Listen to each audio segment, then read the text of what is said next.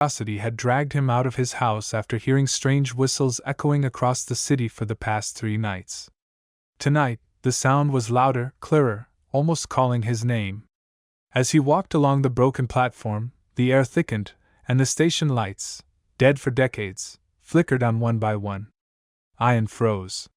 Then the ground trembled, and from the darkness of the abandoned tunnel, a train emerged, glowing like it was made of steel and moonlight. Its digital screen displayed a date that made Ayan's heart stop. Arrival, 12:45 a.m., March 17, 2045. The doors slid open with a hiss, revealing passengers dressed in strange, futuristic clothes, silent and staring ahead as if hypnotized.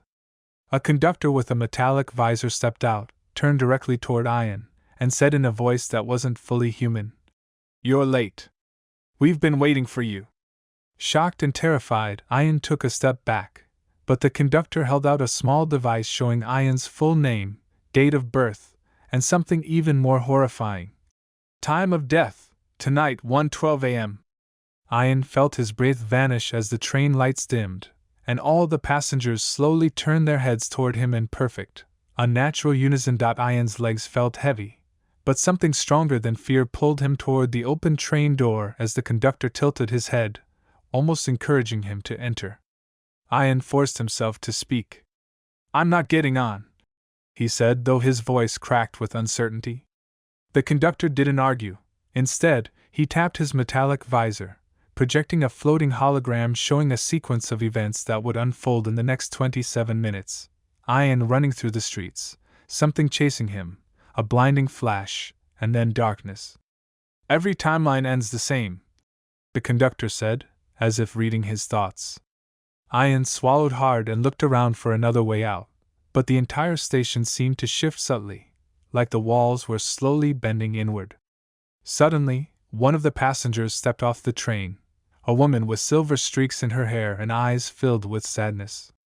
She approached Ayan and whispered, "Please don't run. They'll follow you. They always follow." Before he could ask who they were, a loud, metallic roar echoed from the tunnel behind the train, shaking the ground beneath them. The female passenger grabbed his wrist tightly, her hand cold like ice. "You have to choose now," she said. "Come with us and survive, or stay here and let the shadows claim you." Ayan's heartbeat pounded in his ears as he looked at the moving darkness at the end of the tunnel.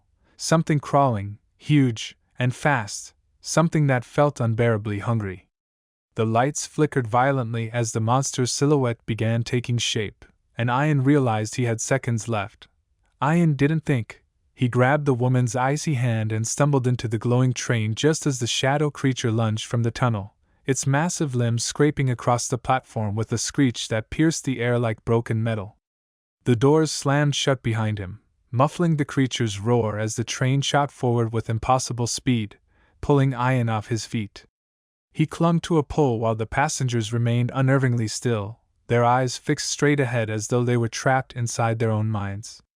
The woman guided him to an empty seat and finally spoke in a trembling voice.